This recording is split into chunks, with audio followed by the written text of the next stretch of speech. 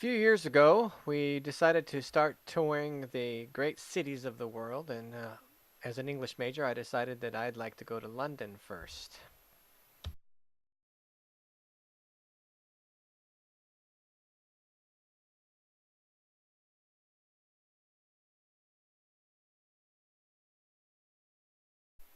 I thought this was a great idea, so here we are landing in London, my first view of the foggy town, and we're going to take you on our journey as we walk these historical streets one after the other. This is a tale of two historical cities.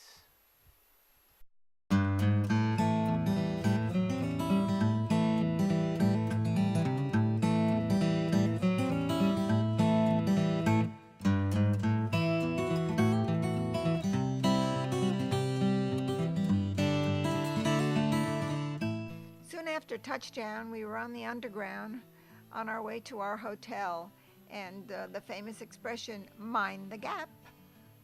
Of course, I started the camera right away so you could see every bit of our experience.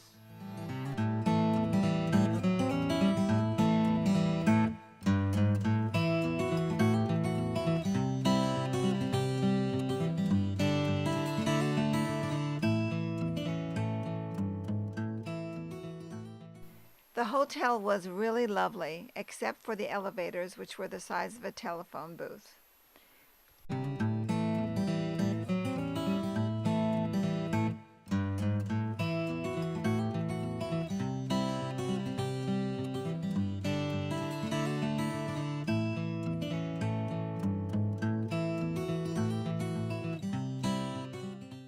The tour buses were really nice and very informative, and the weather did cooperate for the rest of our stay.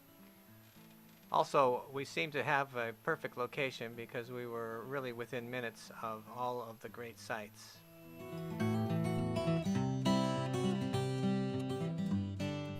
Another source of entertainment for me was listening to the other passengers. Listening to this little boy talking to his mother about the dragon statue.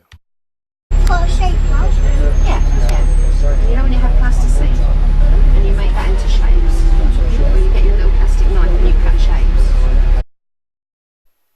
As we wandered around the city, we came to the British Museum, which is free, by the way. And this is right next door to St. Paul's Cathedral, which is next door to Westminster Abbey, which is next door to Big Ben, and on and on and on. It's really a delight to wander the streets of London with all of the wonderful sights there.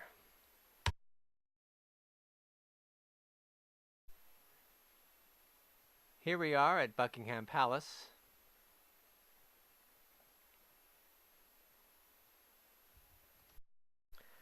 Here's my little princess, but I'm not sure where the actual royal family was at this moment. I was just happy to be anywhere near any of this beauty that had so much history involved with it. And yet they seemed to really hold to tradition, which was also fascinating for me. We did get interviewed on television while we were there just by luck, and they asked us what we thought of their form of government, and I said I certainly was not qualified to make any kind of statements about any other form of government. The Bobbies were very sweet and helpful.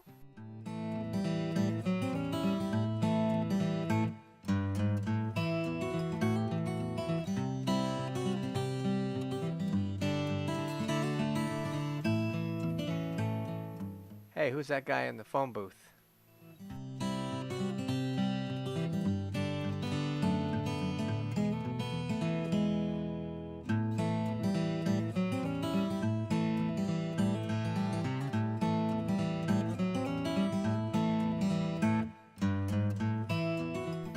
There's a giant Ferris wheel in London now that is quite a sight, of course, as well as a tourist attraction. It takes about 40 minutes to go around one time on that Ferris wheel. Each car holds about 30 people.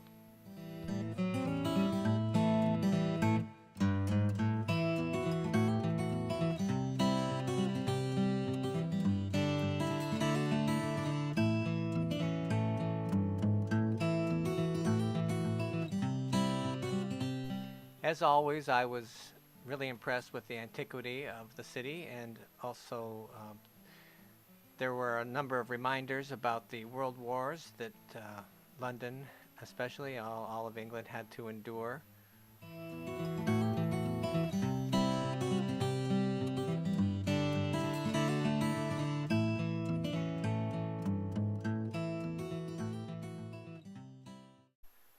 Although we traveled to a French-speaking nation after this, the only time we had any problem on this trip was in the underground. While we were in the underground, I had to ask for some information, and this was the response I got. My love. We had no idea what he was talking about in an English-speaking nation. Then we moved on. One of the great sights in England you have to see is the London Towers. The home of the crown jewels. We also got treated to a demonstration on how to use a catapult.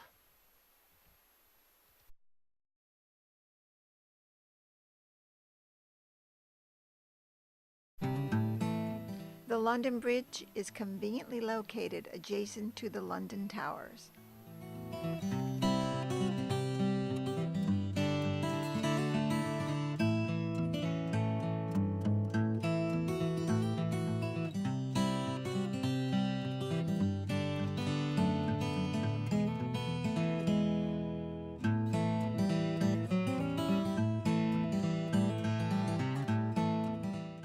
There are the Royal Ravens.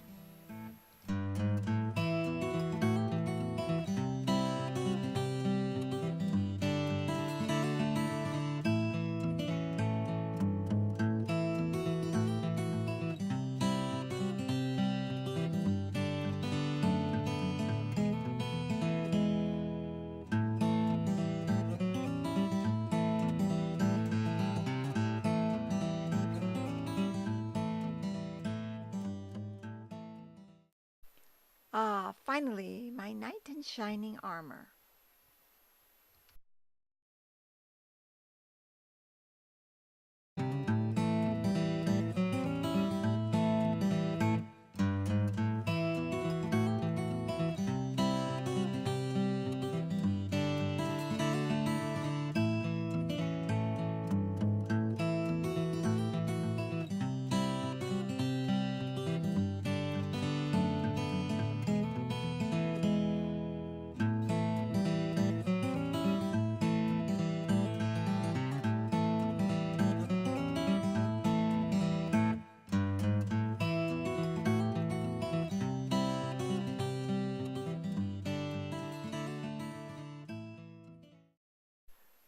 Besides the crown jewels, of course, King Henry VIII is a big draw in London Towers. As a Monty Python fan, I also had to find the local cheese shops.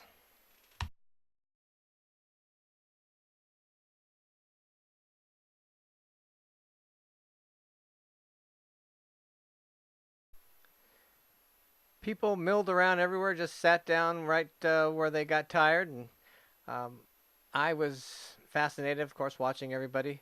There were a couple of very, very interesting scenes underneath different bridges or overpasses. Here's one in particular that I think you might like.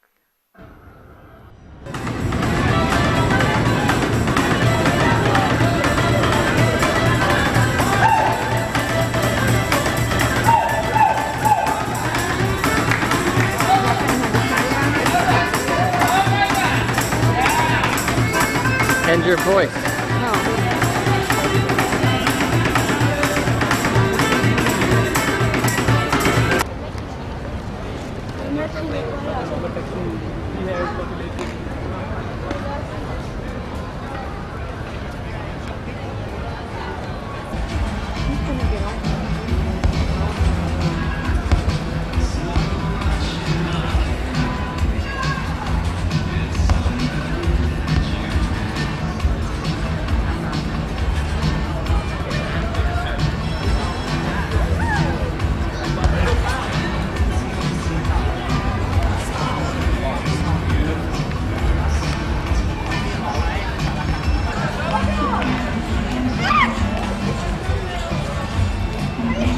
Yeah.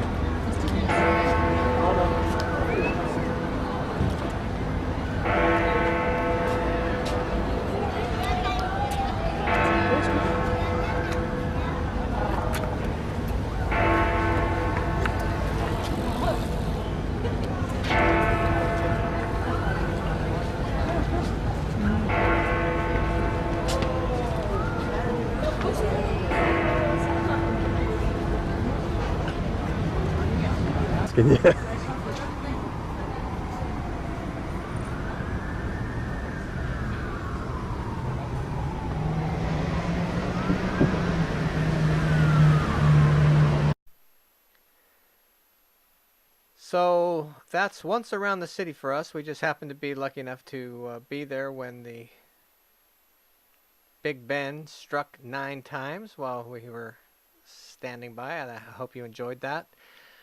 Um, we're going to be moving on to Paris here in just a moment, but that concludes our 1-day tour of London. We hope that you enjoyed the visuals, and of course, you could put on any kind of music that you want to go along with that. There are a number of great songs.